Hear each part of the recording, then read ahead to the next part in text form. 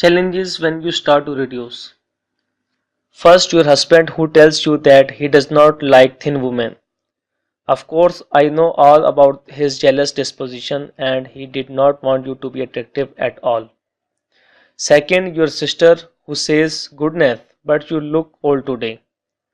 You looked lots better as you were."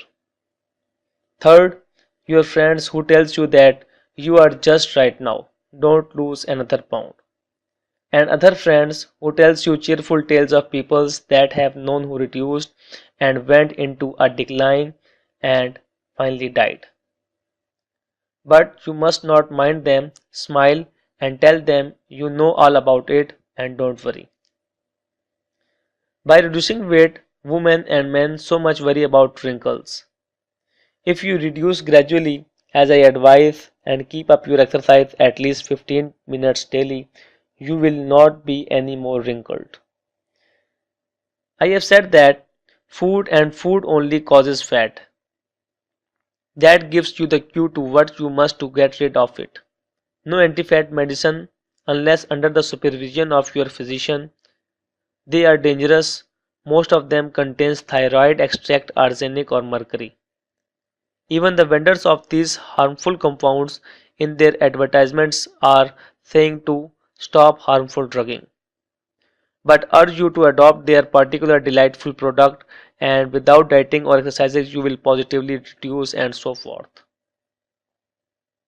Now if the food is only source of body substance, now the question is what I will give you. Some lessons on foods and their values or what? Heretofore you have known that all the foods you are like are fattening.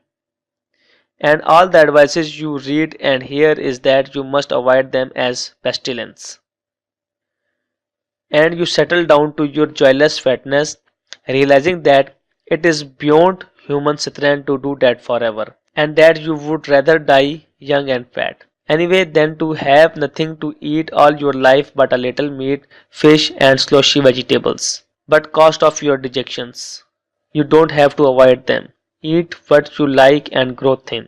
Yes, follow me. I know it will be an exertion, but you must persist and go through with it. Nothing in life worthwhile is attained without some effort. So begin now. It is the price of liberty.